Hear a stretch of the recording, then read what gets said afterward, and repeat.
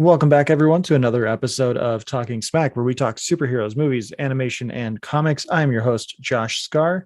Joining me this week to do our first ever looking back segment, where we review stuff that came out while we were on our hiatus. Scotty, how you doing today? I'm great. So this week we are doing Godzilla, King of the Monsters. So spoiler warning ahead of everything. We're going to just go straight into spoilers. We're going to talk about things we liked, what we didn't like. With that cliffhanger, we will also be right back with a quick word from our friends at the Fuck My Work Life podcast. Have you ever had a bad day at work? Well, the Fuck My Work Life podcast is perfect for you. Hosts J and K share listeners' entertaining stories from the workplace, which may have you thinking you don't have it so bad after all. Find Fuck My Work Life on your favorite podcast platform. And welcome back. Hopefully you enjoyed that ad from the Fuck My Work Life podcast. That is a podcast that I really enjoy because, as Scotty knows, we worked retail together, and that is a podcast that kind of just speaks to my soul as far as being a customer service representative. Some horrible days that you just wanted to shut the store down and go home, but you can't because they will fire you and you will be out of a job. Shut the store down, Spartan kick a Karen, the huge. So we're going to jump right in. Hopefully you haven't seen, or maybe you haven't seen Godzilla and you're looking for some opinions. And I think both of us right off the bat will say that we enjoy these movies for what they are and we would recommend them. 100%. It's not these are easily the whole turn your brain off and enjoy it movies. Just like anything Pacific Rim, anything like that. If you're going and expecting something deep and meaningful, you're not going to find it unless they change my mind and want to do a sequel and make Godzilla like super passionate. I don't know. I'd like to see it. Let's do it. Let's write it up. I 100% agree, especially with King of the Monsters, that this is a turn your brain off and just roll with it kind of movie. I have a big but at the start of this. The opening sequence is really cool, where we get Mothra hatching as a larva, and we are introduced to Dr. Emma Russell, played by Vera Farmiga, and Madison Russell, played by Millie Bobby Brown. Emma has joined Monarch, and they are working to bring back, I don't know, what would you say? They're trying to protect the Titans, or they're trying to help differentiate the threats from yeah. Because they're working on the Orca. That's what she's been working on, right? That's the beginning, right? Yeah. Yeah, it's called the Orca. Yeah. Because they base it off of whale sonar and stuff. Because I guess whales have their own alpha that leads the pack or the pod.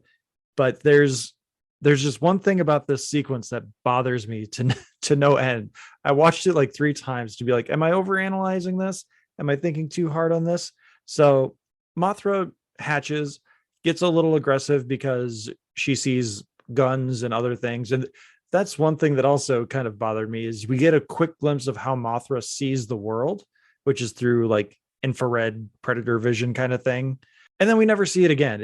There's nothing to that shot other than let's show how she looks, how she sees the world. No, I agree with the whole, oh, look, Mothra vision. Let's never show that again. That was kind of weird. I feel like they wanted to bring that back later in the movie, where like maybe Godzilla has a specific look to him when Mothra is out in the world, and they just never bothered going back to it, or it got that cut. Would make sense. I will say Vera Farmiga does play the most annoying character in the world in there. Her decision making is like clearly, I'm just like the whole time. That was the one spoiler for early thoughts or whatever, but that was the one thing just watching the movie going, God damn, she's annoying. Just like, really? It is. Her character is very hot and cold with her vision, I guess we'll say, for what she wants to do with what happens. Again, we're talking spoilers. So as far as like the Orca, with the first time we see the Orca, I did, when I went back and watched it a couple times, I did recognize the sequence of events that's happening. So like the Orca kind of pings off the Titan and it registers its bioacoustics, and they're trying to find the quote unquote alpha frequency to basically tame the Titan or subdue it to the point where it's like, oh, there's a bigger monster than me that's out there. And when she locks onto Mothra's alpha frequency, the thing registers it before it happens. So to me, that just doesn't make sense. I know this is a movie that you're not supposed to really try to make sense out of, but that makes no sense to me where you just punch a bunch of buttons or like spin a couple dials. Then it's like, you got it. That's it. Hit enter. I think you needed to flip it where she's just trying frantically to get those sequences in and find that frequency. And then all of a sudden it just stops. And then she presses a button and it's like alpha frequency registered. I don't think that the computer should be smart enough to be like, there it is. Okay, just go. I don't know, unless they can explain it like they've been, since they've been testing on her for so long and monitoring it, that they've just attuned it beforehand kind of deal. There's really no explanation for it. They kind of just, I get it. It's just kind of like a dumb little thing.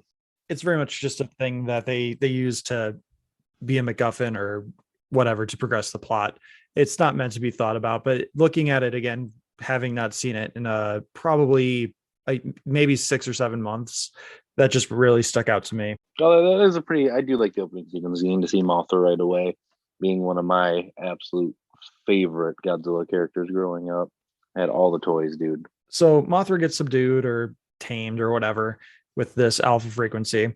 And then Charles Dance shows up and he and a bunch of eco-terrorist mercenaries. It's never really said what they are. They talk about how they're mercenaries, but they're also eco-terrorists. I don't know. It doesn't make a whole lot of sense. But again, we're not supposed to think too heavily about this. They show up and they just so happen to show up just as Mothra is hatched and the Orca is now fully functional. And they take Vera Farmiga and Millie Bobby Brown as hostages or presumed hostages, and sequence kind of over. Mothra just kind of is left there for reasons. And then we're introduced to Dr. Mark. Oh, no, I'm sorry.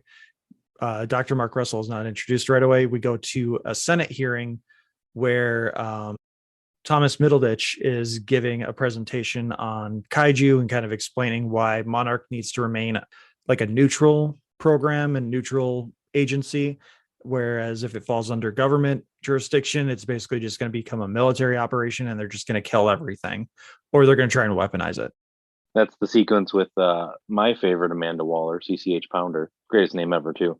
But that nice little quip of maybe if we're good, we'll be his pet kind of deal. I thought it was a nice little, I kind of like that whole thought of we're Godzilla's pets. Going down later on, eventually end of the movie, you see where Godzilla's domain is and kind of like, oh, hey, we are those little pets. Like that's kind of a little interesting way to put it.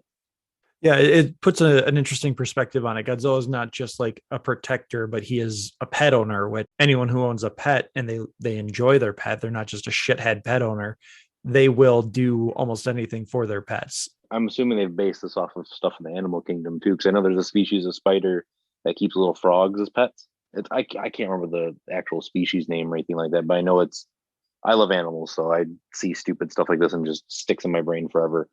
God, I could tell you 100 sloth facts in 10 seconds here, but I know too much about sloths. That's dumb. But no, there is a specific, they keep these little spiders in there, or these little frogs, I'm sorry, as little pets essentially, and they eat the little bugs that try and eat their eggs. Really interesting. I have to get you connected with Matt from the For Real podcast. He's full of weird animal facts as well. Dude, I watch those freaking documentaries all the time, like Planet Earth and everything. Sit there with my mouth open going, that's fucking cool. Is it David Attenborough who? Oh God, he's like 100 years old and he'll still be doing these things. He's like literally like 95 or something. His voice is just like, I could listen to him talk about paint drying. Like him and Morgan Freeman should just narrate a movie together and it would literally probably be about nothing. That'd be the greatest ASMR ever. Yeah. They should narrate a Godzilla movie. And Godzilla came off and he started burning, killing everything. Rawr. Can't do a Morgan Freeman roar. That's just not happening. Ken Watanabe's character, Dr. Ishiro Serizawa, gets a call that Godzilla is freaking out about something. And he goes and picks up Dr. Mark Russell because his wife and daughter are now taken by terrorists. Dr. Mark Russell is very much like, all these Titans need to die because they killed my son and I don't like them. And that's kind of his character until halfway through the movie. And then he kind of starts seeing things a little differently. halfway, 3/4 of the way, whatever. But that's pretty much him. The whole it's super cliche though, almost like that. They have to have some character like, I can't stand the Titans. Maybe we just need to see eye to eye. Like, okay. So we move to Antarctica. Dr. Mark Russell is following along these eco mercenary terrorists who are trying to set the Titans free, and they have moved to the Antarctic, where they're going to release Monster Zero, who anyone who knows Godzilla lore is King Ghidorah. In this sequence, we discover that Emma is actually part of these terrorists. She's working with them. She's not just a hostage. And she has this ulterior motive of the Titans release some kind of radiation that springs forward new fertile ground, kind of like when volcanoes erupt. And Millie Bobby Brown apparently is in on it. I can't remember her Madison. Her name is Madison. Madison is kind of okay with this because she has a different understanding of what's going to happen. But once they release Ghidorah, everything goes to shit for their plan. I do like that sequence a lot, though, of him emerging from the ice. Like, that was really freaking cool. I like how the heads fight each other too. Like, if you notice that, like the ones like the dumb head, they like bite at it. Like, shut the fuck up. Yeah. I mean, that's the best meme ever is the two heads and then the derpy head. Oh God, yes. They need to do like another version of it, but it's like not dubbed, but like they dub over with the creatures with like someone voice actors. So like you have two voice actors, and Gilbert Godfrey's the third head. Like that's like the Lion King where they did like the 1.5, where it's like in the perspective of Timon and Pumbaa, but doing like King Ghidorah's perspective, but like the three voices. Sure. All right, we'll get Disney on the phone. You wouldn't watch it? I would. Really? I would. Come on. I know you would too. I would try Gilbert Godfrey voice, but it's not going to work out very well. No, not this late at night. We're both pretty tired. So Ghidorah breaks out and all hell breaks loose. Mark is heartbroken because his wife is evil, or at least he perceives her to be evil. And now she's got her daughter either conforming to this eco-terrorist group or just she's essentially kidnapped her own daughter. It's unclear. And again, the human plot of this movie is just so messy and convoluted. And it's very straightforward and cliched. It's really weird. But that's not why we're here. We're here for giant monster fights. And Godzilla shows up to give us exactly what we want. He shows up a little slimmer too than the first movie. It's like he lost a little bit of weight from all that hibernation. He was a thick boy in that first one, I tell you what. That fight was really cool. He just came out like a total badass from underneath the ice. Just like, I was like, yes. The monster fights in this movie, I think that's the reason I like this movie so much. Just because it was so well done. Just like the atmosphere anyways. Like you see Ghidorah come out all huge and then you see Godzilla, you're just like, yes, I want to watch this forever. Fight for my entertainment. Yeah, the action is the pacing is it's picked up. It's high adrenaline, and there's not much that the first movie, as far as the action goes, besides the scale of it, because that's one thing that Gareth Edwards really excels at is the scale of how big these monsters are. Whereas this movie, did he direct the second one? No, he didn't direct the second one, did he? No, I think I still have the IMDb pulled up. Let me pull that up real quick here. Nope, that's not it. IMDb. Nope, I didn't. Because I think he was supposed to do. Wasn't he doing the Star Wars? He did Rogue One. He moved on to Rogue One with that. That's what it was. Which, I mean, he even kind of got fired from Rogue One, but that's also kind of the deal with Star Wars movies now. Michael Dougherty is the director of this movie. He also gets a writing credit. He has a writing credit for Superman Returns, Krampus, X2, X-Men United. He also gets a story credit for Godzilla versus Kong. He gets a story credit for X-Men Apocalypse. Oh Lord! So this guy's very hit and miss. He's kind of the what's his name? Simon Kinberg of the Monsterverse, essentially, I guess. Where is he a good producer, director, writer, or is he just knowing the right people and getting paydays on these things? So yeah, Godzilla shows up, and the one thing I really enjoyed about this fight is it happens pretty early on, where Godzilla goes for the atomic breath, and he's gonna just shoot for the middle head, and all the heads just kind of bob out of the way. It shows how quick and smart Ghidorah is compared to Godzilla. Well, it's got the 3 brains. It's like the opposite of the whole Avengers line. Should have gone for the head. Should have went for the middle. The biggest part of him is like gut. Yeah, so we learn later on after this interaction where Godzilla gets, is it a draw more or less, or does Godzilla get defeated? I think Godzilla gets defeated. I feel like this is kind of one of those rare 2-for-1s where Ghidorah wins twice and then Godzilla wins the final round. I think the first one was a little bit more of a draw because I'm trying to remember. It's been a while since I've watched it as well. I'm pretty sure it doesn't, like, something happens where like he falls in the ice and then Ghidorah just takes off in the sky. That could be, And, like, but again, that Godzilla's could trying to be track him. considered a Godzilla or a Ghidorah win. We'll go ahead and award that. If they go to the cart, Ghidorah. if you go to the carts, I think Ghidorah wins. Sure, I'll take. So then we get a little bit of exposition and we get introduced to my favorite character in the movie, Dr. Rick Stanton, played by Bradley Whitford. The guy from Billy Madison. Yes. And also The West Wing, but mostly Billy Madison. Yes, he's the bad guy from Billy Madison. Everything he says in this movie is just fantastic. You know who he based his character off of for the movie? Is it Michael Bay? No, it is not. It is Rick Sanchez from Rick and Morty. I wouldn't know that because, again, that's another part of my nerddom that is very wide open, I guess. I've tried watching Rick and Morty like 3 different times and I can't get into it. I'm not gonna, like, a lot of the people in that fandom are just like, you're just not smart enough to understand. It's literally not that much to understand. But and then they're still gonna go abuse McDonald's employees for their Szechuan sauce. Yeah, fandoms are stupid for the most part. The extremists, anyways, in those. Yeah, but no, like, yeah, I was watching something about it. He's talking, I based my character off of Rick. He's like, he's got the gray hair. He drinks kind of heavily. He's smart, but he just says shit randomly sometimes, and he kind of did throughout the movie. He didn't really, hold his tongue back for anything. Yeah, he just kind of said whatever popped into his face, and yeah, it worked out really well. So I'm going to kind of gloss over a lot of the human stuff because a lot of it is just exposition. What happens next is the eco-terrorists go and they wake up Rodan from, was it Brazil?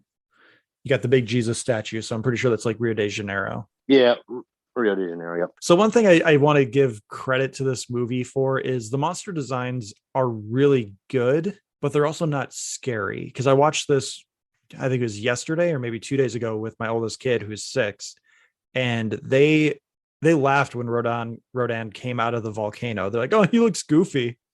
He's a big pterodactyl. It's supposed to be scary about him. I mean, he looks kind of like a Skeksis from the Dark Crystal, but at the same time, not like a weird. I don't know. The Skeksis are more terrifying to me than Rodan is. He just looked like I play too many games of dinosaurs, dude. They usually look like a big freaking pterodactyl. I did like the sequence of him flying, like the hurricane-like winds coming off and just sweeping everything away. That sequence was really cool. Yeah, the entire Rodan unveiling was really cool. Like, again, but the character designs are not scary to a point. I think when my kid was getting scared, it was more about the environment because Ghidorah just constantly has a thunderstorm around it. So I think that kind of scared my kid more because they are more afraid of like thunderstorms in like the warmer seasons. But like the character designs or the creature designs, I think they're very friendly to kids, because I mean these movies are kind of meant to be taken in by most ages. They do drop an F-bomb in this movie at some point, which I thought was really funny because there's a guy who's like, "Oh, fuck it." And then maybe not even 5 minutes later, there's a moment where there's another guy going, "Oh, shh." And then he gets exploded before he can finish the shit. And it's like, you just dropped an F-bomb. Why are you censoring a shit? Godzilla should got to say it. As soon as he sees Ghidorah, fuck. The only thing Godzilla ever says, just once. Or this motherfucker again. Oh, now we're voicing character Samuel L. Jackson gets to voice Godzilla. So now we get a really interesting 3-way battle with Godzilla, Rodan, and Ghidorah, if I remember. Or no, Rodan gets taken out of the fight, doesn't it? Godzilla's still in the water, and they get to Rodan with the big ship, and they try to get him to follow him, and they lead him right towards Ghidorah, and then Rodan gets his ass kicked. Yeah, Rodan becomes Ghidorah's bitch pretty quickly. Oh, yes. He is his prison bitch right there. It did not take long. He's like, "I'm going to go fight." He's like, whatever you want. Like, what's his name from the one shot, the All Hail the King, Justin Hammer, Yes. Sam Rockwell's character. Yeah. He's like, got his prison bitch. That's what it was. That was pretty. Then that whole sequence of we're sending a bomb in. It's The oxygen deprivator or something like that.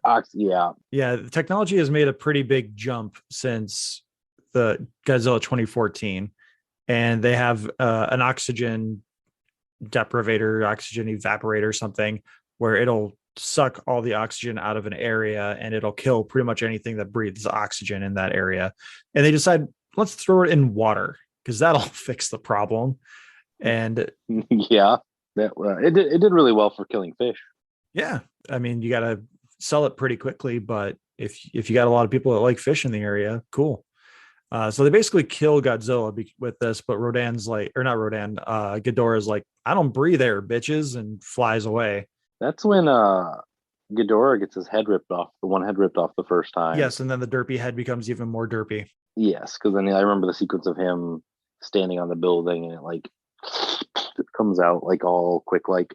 Yeah, it regrows kind of like a lizard will regrow its tail, which again, that's kind of cool and gross all at the same time because he like rips off the amniotic sac from the head so that it can grow and all this. I like that. It was neat. Then he starts doing his little call and all the other how many did they say? I can't remember. Titans, yeah. They said there's like 17 that they have found. Yeah, I'm trying to remember all the ones I know for sure I've seen. I know the behemoth was the one that looked like a big mammoth almost. Scylla was the crab looking like one with tentacles. There's another Muto, whatever you want to call it. Yeah, another Muto. Rodan shows up again, being very Goldar bitchy for Ghidorah as well. Like shows up and just does a bow. Like I'm your right hand man, even though I'm useless. He's the Starscream of those. Starscream, Goldar, all the same. They are. There's some other like weird looking crab like one I can't remember. There's a lot of cool looking ones. I know they're in the, like I was telling you before this, like with the comics, they kind of go into a little bit talking about more some of the other ones you didn't really see, which I think is unique, but I would like to see some of those ones actually in the movie. The more monsters, the better. Can't call anyone king of the monsters and there's like 5 monsters. It's like, okay, cool. Well, they're just the ones that could get there in time. They didn't get the memo. Did they explain why Mothra wasn't like all, oh no, I need to go to this Titan? Did they explain that?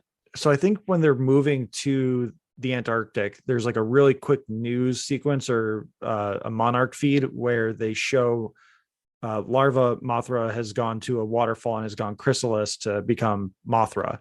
And so when Ghidorah is doing its thing and summoning all the other Titans, Mothra is kind of immune to it, I guess, because she's metamorphosizing. She's changing.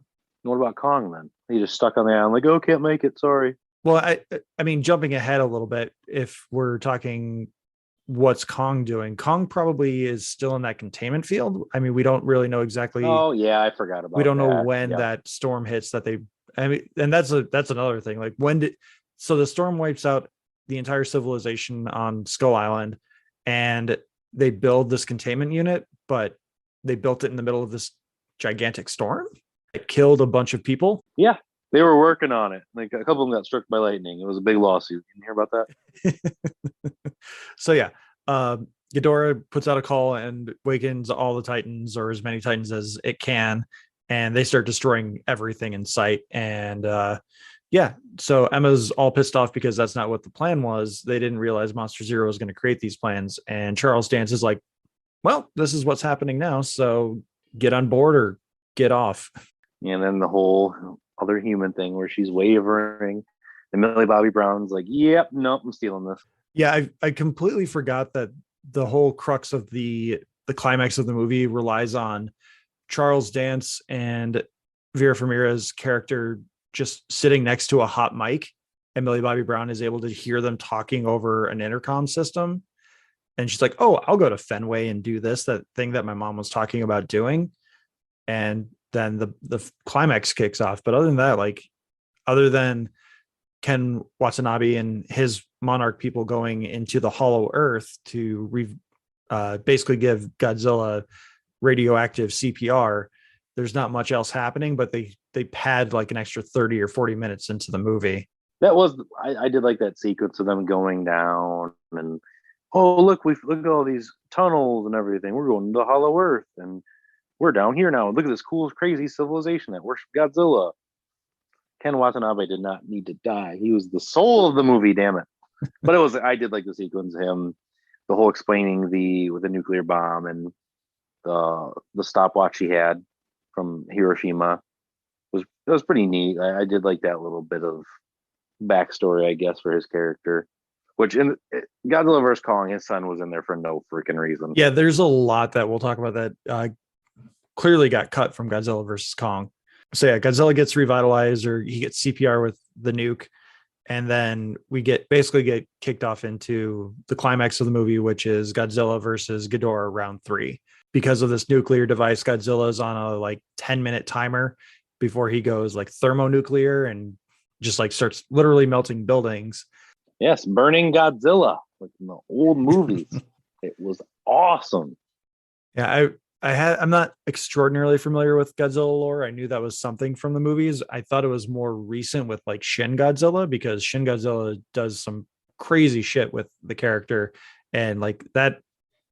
I'm a grown ass man, but I will say that Shin Godzilla, the design alone, will give me nightmares if I even look at it for too long. Oh God, when it unhinges his jaw. No, I don't like. Looks I don't like it. The looks like the vampires from Blade. They did like the little split jaw thing. Yeah, but yeah, I haven't watched Shin Godzilla because I'm just like, I don't know. I've heard it's fantastic, and if you can get past the like creature design, where it is a lot more grotesque, and it does lean more into like the horror genre. I've heard it's fantastic, but again, for me, it's not for me. Even just watching the trailer, I'm like, no, thank you. That just looks gross. I agree. You get to see Mothra finally in all her glory for about 2 minutes, but you know, she does some good stuff. She Coulson's Rodan, but unfortunately, she doesn't finish the job. Her freaking just.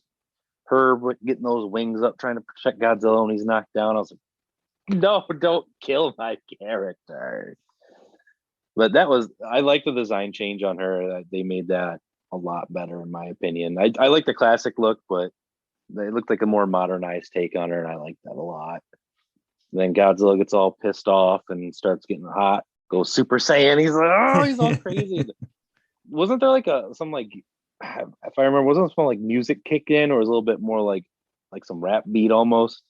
I can't. Or am I imagining? I can't say that I remember the music as much. I just remember, again, my kid was watching this with me, and they were just like really into it. And they're, what the heck is happening with Godzilla? Why is he red now? And I'm just like, they got supercharged with the bomb that they set off, and now he's gonna just literally melt Boston. I think I'm confusing it with the trailer for Godzilla vs. Kong, where they have like the music in it. That moment where he's just sitting there, he's all hot and melting the buildings next to him, and Ghidorah looks at him, he's like, shit. There's another moment for the fuck moment. Like, fuck, Godzilla's pissed. That was freaking sweet. So we get a really good, really extended fight sequence with Godzilla and Ghidorah. We get some more human stuff that doesn't really matter. So Vera Farmiga's character kind of takes the only route she can to be redeemed in this, which is to sacrifice herself for the greater good. She realizes that if she takes the orca onto the plane with her family, she's going to basically kill them. So she takes a Jeep and she goes and draws Ghidorah away to buy Godzilla time. That was the most useful she was all movie. Pretty much. I don't know. The human stuff just... It obviously serves a point in advancing the monster fights, but it's not that interesting. No, I definitely liked the original Godzilla with Aaron Taylor Johnson. That human side story was it was well done, objectively speaking, anyways. But compared to this one, where it's just like, okay, I get it, you lost your kid, it sucks. Well, half of you is like, I'm trying to understand the Titans. The other ones, I'm trying to hate them forever. Yeah, it's a really convoluted discourse, because she's trying to bring back more Titans so that it kind of counteracts global warming, but at the same time it's going to cost millions of lives, whereas Mark is wanting to kill the Titans because they kill millions of people, but it's going to essentially come at the cost of the planet. So it's a weird balance issue, which again, they don't do a good enough job of justifying anything. Yeah, it's a whatever story for me. I'm there for the monster fights, the humans, whatever. I don't care if they're even in the movie. I don't even need them to narrate anything. Just subtitle the movie. I don't care. Yeah, the human stuff is something that they've progressively gotten slightly better at. I think King of the Monsters took a step backward because again, it wasn't that interesting, especially when most of the humans we're spending time with are just expositing what the monsters are doing or trying to justify what the monsters are doing. That little scene though of Ghidorah chasing her was pretty cool though. And Godzilla, like, finally she like looks and Godzilla's just sitting there all burning up. She's like, "You're fucked." Yeah. Godzilla's like, "It's time. It's time." The monster fights, yeah, they're a lot of fun, but the human stuff just it's not extraordinarily engaging and it's pretty cliched stuff. You're concerned for the well-being of the kid. The parents are divorced because of a loss, and everything else is just kind of big, almost shield like not government agency that's supplying all this technology. We don't even really need the technology other than the orca, but they've got these other things that, again, like if you want to go with the round by round system, Ghidorah kind of wins round one because he knocks Godzilla through the ice, and then he just kind of flies away. And then round two, Ghidorah is definitely winning, but then he gets the win because of the outside interference from the oxygen deprivator. Well, Godzilla did have him underwater and did rip one head off. So I mean, he was holding his own, I guess, in the second one. So I'd say the second one might be a little bit more of the draw. It's a DQ finish in favor of Godzilla, I would say, because again, the government interferes. True. Okay. I'm fine with that. Then yeah, round three is just it's a good fight. Ghidorah's beating his ass for a while, then Godzilla's just like, "Yep, nope, time to lose." Godzilla hulks up and he Hulkamania runs wild. No, don't put that image in my head. It's there. Give him the freaking mustache, the do-rag, and the freaking shirt. So overall, again, if you're just looking for like a popcorn movie to turn your brain off and watch giant monsters literally destroy an entire city, King of the Monsters is a lot of fun. It's not going to win any Oscars. It didn't win any Oscars. Probably not even close. No, I'm pretty sure it didn't even get nominated for like best visual effects or anything. It's kind of a shame. The monsters look really good. Yeah, the creature design definitely looked good. They clearly tried to keep it a little bit more animated because they didn't want to scare people, or at least scare kids, because it needs to be accessible for the merchandising. There is one scene when Ghidorah first shows up at Fenway Park, where to me she just looks. Is it Charizard is the big dragon for Pokemon? Yes. Yeah. If you line that shot up where one of Ghidorah's heads is looking through the press box into at Millie Bobby Brown, and the shot of one of the close-up shots of Charizard and Detective Pikachu, it's the same shot to me. I couldn't tell a difference. So question, because he goes thermonuclear, isn't Boston gonna be like a nuclear wasteland for a while? Or did it? So I think that the way they try to just I was gonna say, it's like he just went thermonuclear. That place is gonna be like a quarantine zone for like years. Well, I mean, he has atomic breath too. I mean, there's no nuclear fallout with it, but I think the way they try to justify it is there are those quick little cutaways of like Las Vegas and San Francisco where giant trees are now growing because the radiation that they excrete, for lack of a better word, it invigorates nature and plant life. Going into the whole end of the movie post-credit scene thing, I guess they did kind of talk about how like pieces of Titans are pretty much like the new big thing on black market.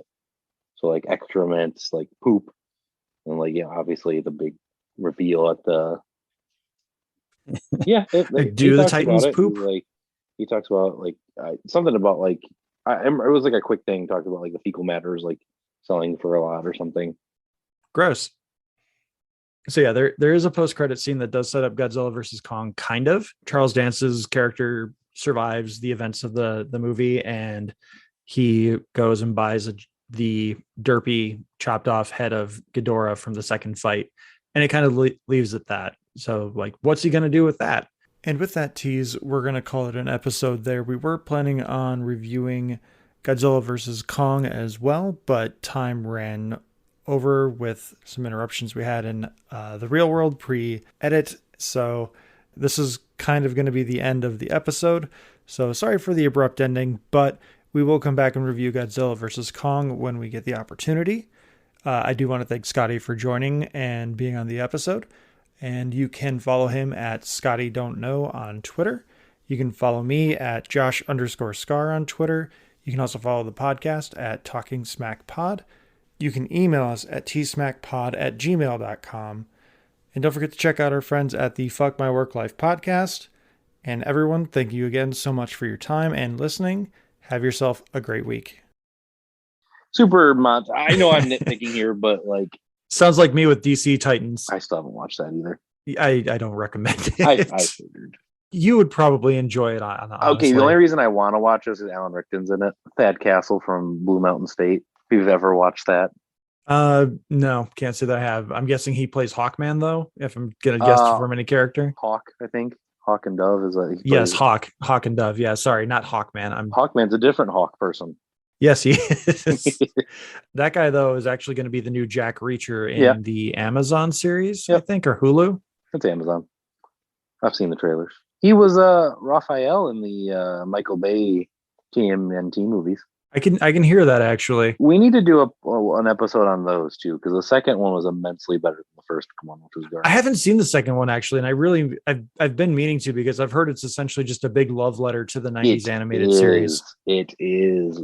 Oh my God! Side note: pin this to the wall for a future podcast. But you need to watch it, because it was actually Stephen Amell was in it. So at the time, I was like, "Oh, Arrow! I love Arrow!" So I had to watch it then. But oh my God, yes, you need to watch that. Okay, back to the other fighting reptile. So are turtles reptiles? Oh my God, amphibians. Michael Bay wanted to make them aliens. So oh yeah, he's an idiot. But